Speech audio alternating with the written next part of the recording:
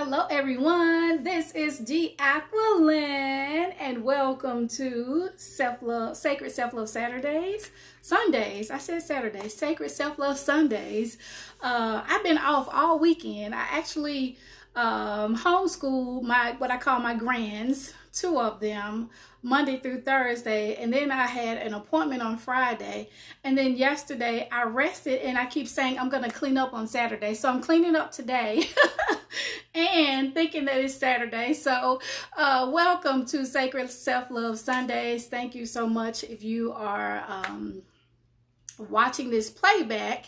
Thank you for taking time to watch it.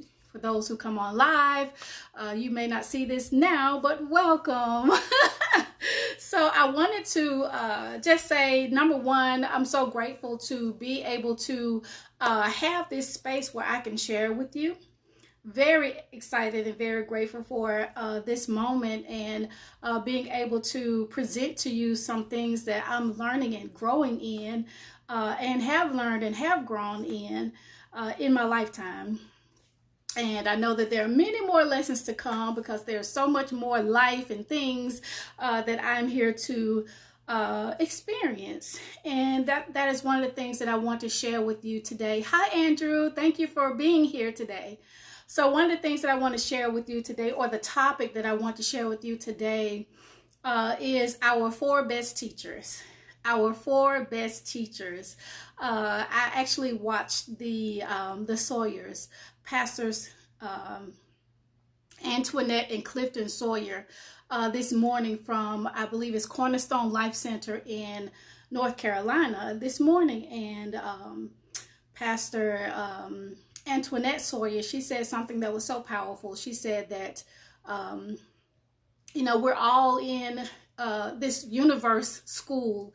And she said that's why it's called the universe, because it's a university. And I do believe that we are all here, what I like to call an earth school, where there are so many lessons that we are here to learn before we transition into the next phase of our infinite state of being.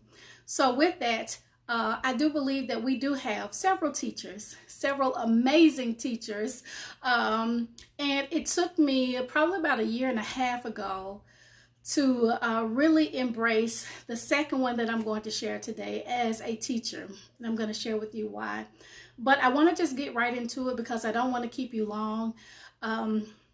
So let's get into it. Our first best teacher. Hi, Nate. Thank you for joining me.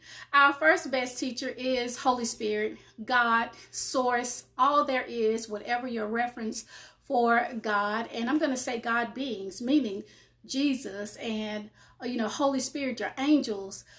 They are our best teachers. And the reason why they are our best teachers, I believe, is because what happens is, we can only see life from a limited perspective when we're looking out. And sometimes even when we're looking in, because we're looking in even through the lens of what we've seen and what we've experienced on the outside. So with that, I think about it like this. I always compare it to driving a car. And let's say you're driving a car and you're stuck in traffic.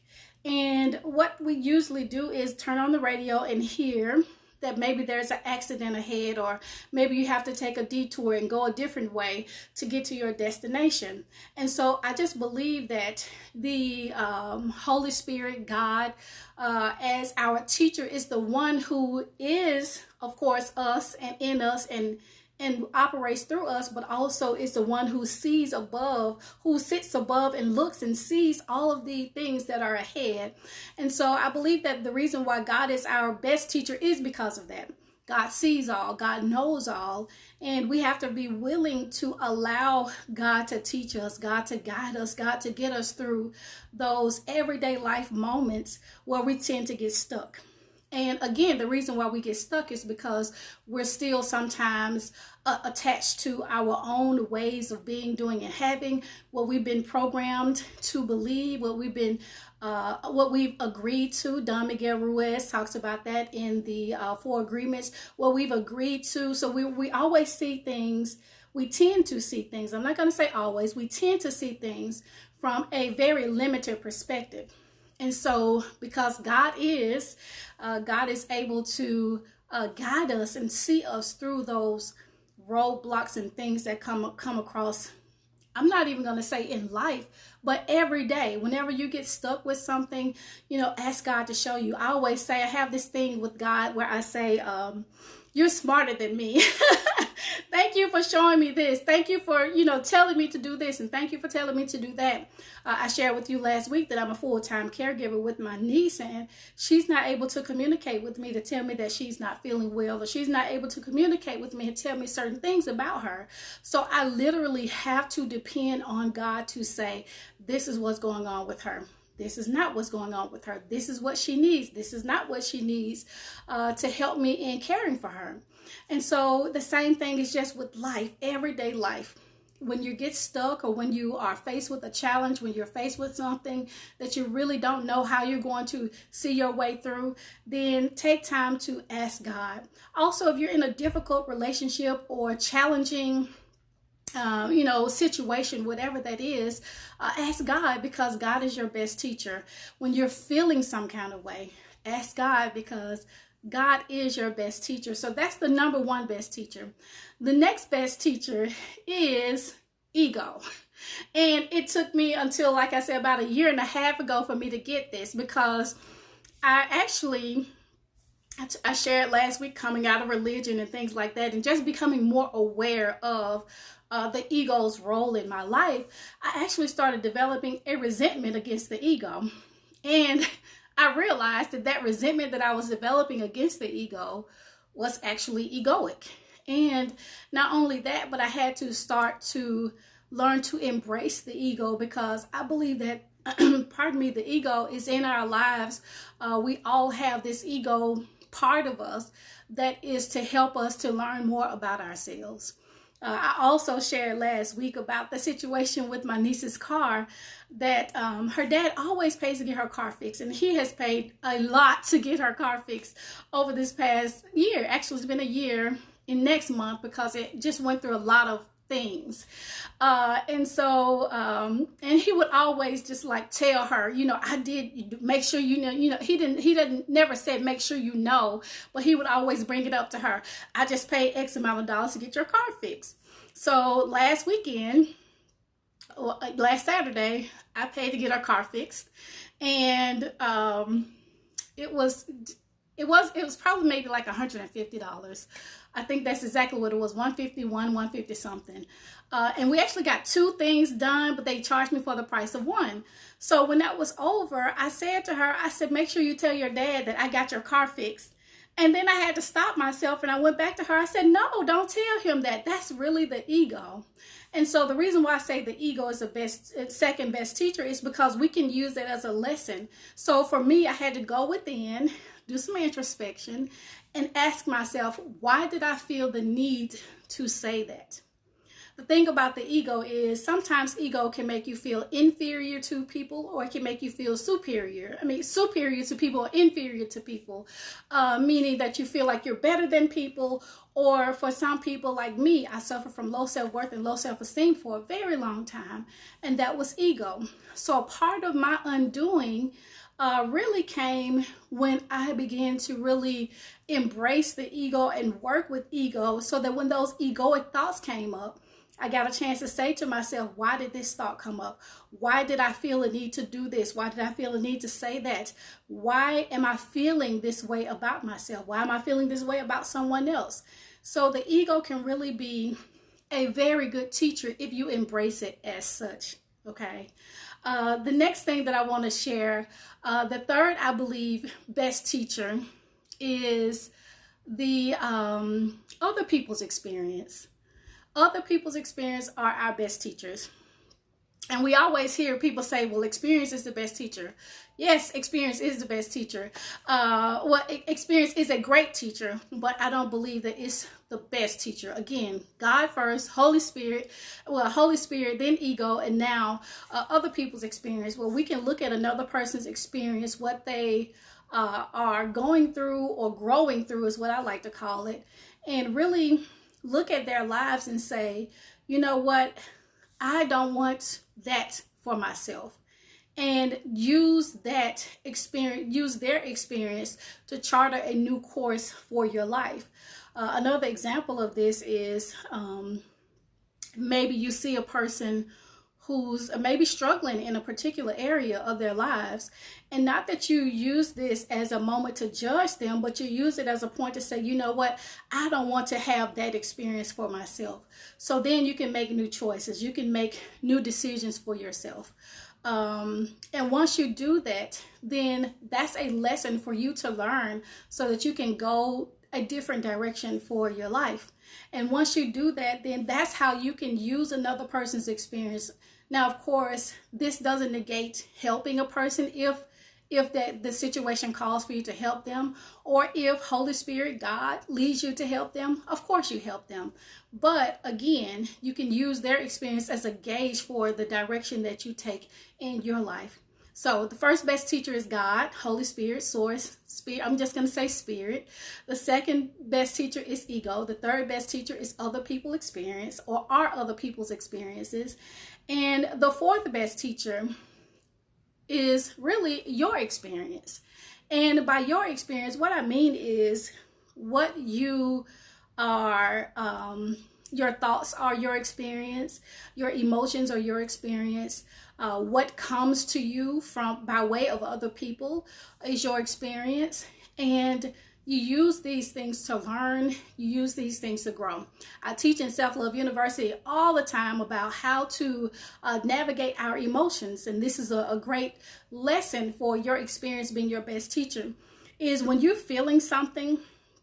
Let's say you're feeling we're going to call it negative emotion. I don't believe, I'm really getting to a place where I don't believe in good or bad or positive or negative, because I believe that they're all lessons. Now, of course,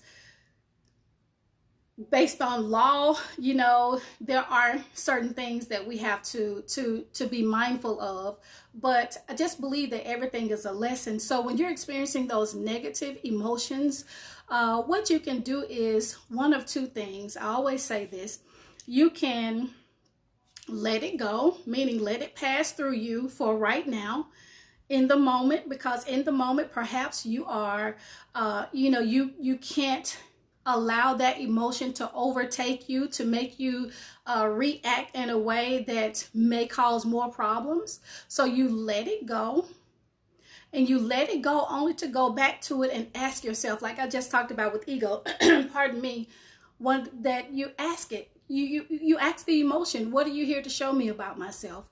If it's frustration, what are you here to show me about myself? Why did I get frustrated? Why did that frustration take me to the point to where I felt like I could scream, or I could hit somebody, or I can do this, or I could do that, So you let it pass through you is the first thing. But the second thing is you return to it, and then you ask it, what are you here to teach me about myself? And then that's when you do the inner work. The inner work is really important, because we tend to want to change our lives from the outside in, meaning we want to go to the conditioned thing and, change our lives from the condition, as opposed to really getting to the cause and not necessarily the effect. So the goal is for us to work from the inside out. And to do that, go within and ask yourself the key questions. And it comes by way of what's in your experience right now. So if you are experiencing some type of a situation in your life right now that doesn't feel good to yourself, then ask yourself, why does this not feel good to me? Why do I feel this way about this particular thing? And answer the why. When you answer that why question, whatever that answer is, ask why to that. I always say that the key to self-coaching is answering the why question. Why? Because why gets down to the root. And if you can fix the root, you change the fruit. Okay, so if you can fix the root of whatever the situation is, then you automatically change the fruit. Hi, Melanie. Thank you for being here today. So those are the four best teachers: God, spirit, source. The second best teacher is ego. The third best teacher is other people's experience. And the fourth best teacher is your experience. Now, when things come to you, I had a situation that happened to me actually last night. I don't want to share it because other people are involved, but it turned out to be that I was in the middle of a couple of people's situation. And I remember being in the middle of this people's situation some years ago and making a decision. I'm not going to ever put myself in that position, and I've done that so far. And so yesterday I kind of indirectly got involved, and I was thinking to myself, you know what lesson can I learn from this? Because although I learned the lesson before and I made a decision, how can I make a new decision now that I'm experiencing this that's going to change the outcome for another time? And so that's what I did. I made some decisions in my mind and in my heart that I'm not going to XYZ. And when this person comes to me saying this, and this, I'm going to redirect them and make a new, so that they can go directly to someone else as opposed to coming to me. So that's how we use our experiences to just really learn lessons in life.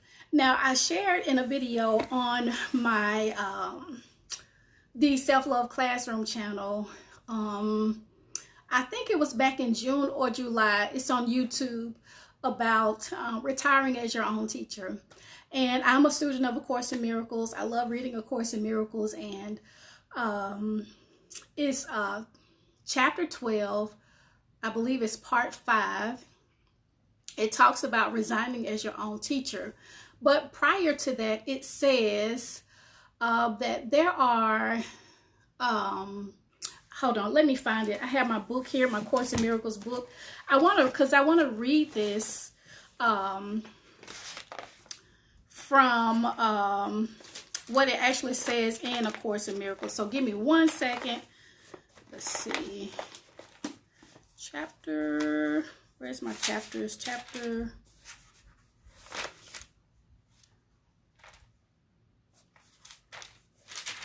12, part 5, part 4, part 5, the outside world versus the real world. So it's not part 5. A special curriculum. So it's part 7. Part 7, it says that for the curriculum you have chosen is against love and amounts to a course in how to attack yourself. So here's the thing. I just talked about the world is, or earth. We're in earth school, or as Pastor Antoinette Sawyer said today, you know, the universe is our university. And what happens is, we are in a universal curriculum. Life is a big lesson. There's always something to learn. There's always something to grow through. There's always a reason why things are happening in our lives that are greater than us, that we can learn and grow. And so with that, what this is saying is that for the curriculum you have chosen is against love, because what we do is we tend to, when things happen in our lives, we tend to attack ourselves. We tend to say, oh, I shouldn't have done this. I shouldn't have said this. I shouldn't have, done this. And we use it to judge ourselves and attack ourselves, as opposed to saying, okay, so I shouldn't have done that, but instead I will do this, and charter a new course for ourselves. And there's this huge bug that just came in my room, and I don't know where it came from. It's been raining. It started raining yesterday, but I'm freaked out. So it's going the opposite way. Hopefully I can catch it before, yeah. Okay. I'm sorry. I'm just looking at it. Anyway, my point is that we tend to judge ourselves. We tend to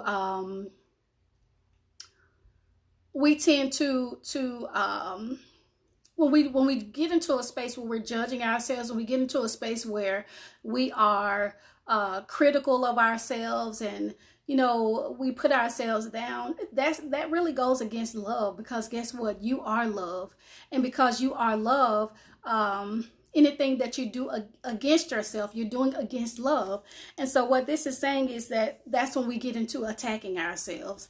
And as we begin to attack ourselves, we create more of that. We create more situations to criticize ourselves. We create more situations to be angry with ourselves. Hi, Jay. Thank you for joining us.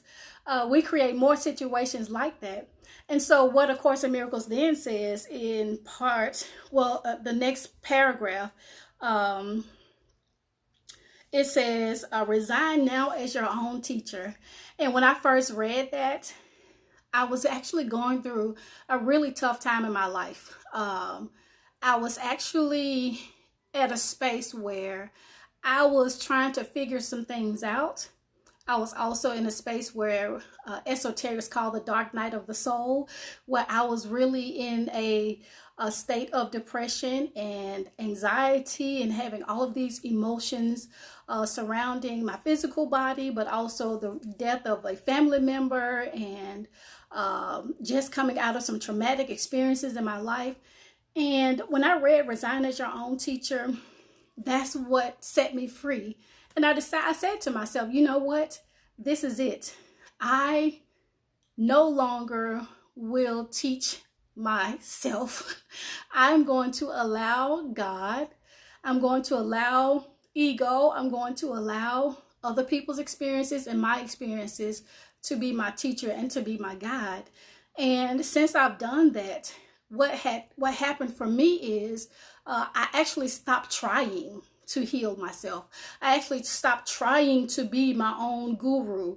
I actually stopped trying to do the things that I was taught to do or knew to do or agreed to do that was really not serving me at all.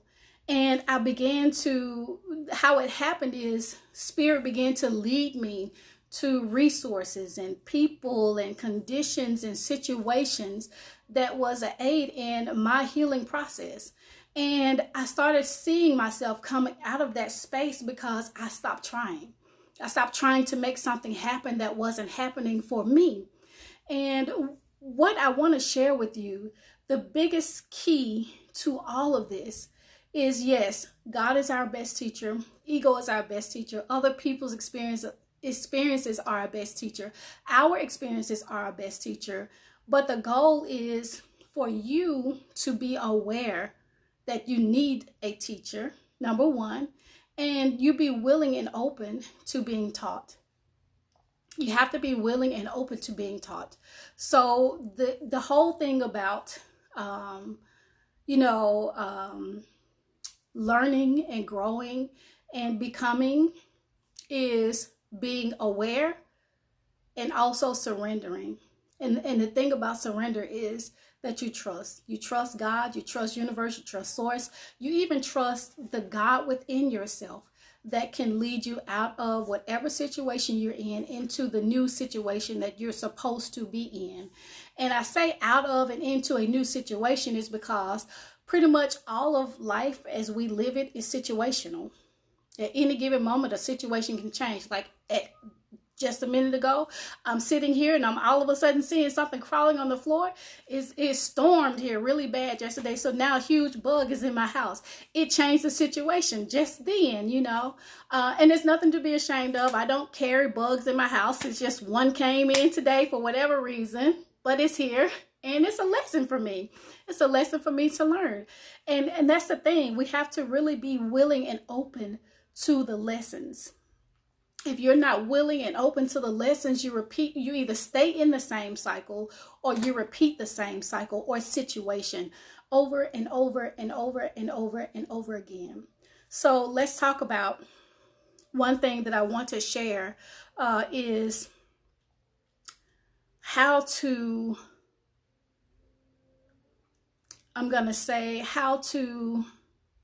allow yourself what's the word I want to use? How to allow yourself, I'm going to say the freedom to learn from these amazing teachers. And number one, you have to be aware, like I just talked about. But number two, you have to be willing to learn whatever lessons. But being willing to learn whatever lessons also means being willing to let go. So that's number 3, being willing to let go. Let go of what you think the outcome should look like, what you think your life should be like, and all of these things. Yes, we have things that we want to achieve and accomplish and all of that, but sometimes the way that we get to those things, what we think is the way we should get to those things, is not the way God would have us to get to them. And although it may seem like it's a tough journey, I always say it this way: we have a special grace. We have a special grace to get through the path of whatever way Spirit leads us to go in a particular direction. So with that, number 1, aware. Number 2, being willing. And number 3, you're going to have to surrender. Surrender. And surrender, like I said, that part of that is trusting. I trust that if I make this decision, if I do this, or if I do nothing, because I feel led by Spirit to do nothing, that all is well and that things will take care of itself, and it will lead me to my new situation. And whatever that new situation is what you're supposed to experience on this thing called life. I personally believe that we're all here to have our own experiences as we live this life and then transition into wherever else we go after here. But there are lessons for us to learn, and we have to be willing to learn those lessons. If you're not willing, you repeat the same cycle, or you're going to continue to stay in the same spiral. You know how sometimes you think, I thought I was over this, but you find yourself right back. That's because you're in the same spiral. Nothing wrong with being in the same spiral if you're learning the lessons, so that when it comes around again, you're learning a new lesson and a new lesson and a new lesson and a new lesson, until one day it's no longer a part of your experience anymore. So that's all I wanted to share. Thank you so much for joining me today for this live. I appreciate you, Jay and Nate and Melanie, and who was the other person? Give me one second. Andrew. Thank you for joining me on this live, and anyone who catches the playback. I appreciate you. If you have any questions, please post your comments or questions below. I'm so grateful for you, and I don't see any questions or comments, just everyone saying hi. Nate said good metaphor, and that's it. So thank you for joining me. Hope to see you next week for Sacred Self-Love Sundays. Thank you, Nate. I appreciate that so much. God bless you, and I hope that you all have an amazing week. Again, if you have any questions or comments, post them below. Take care.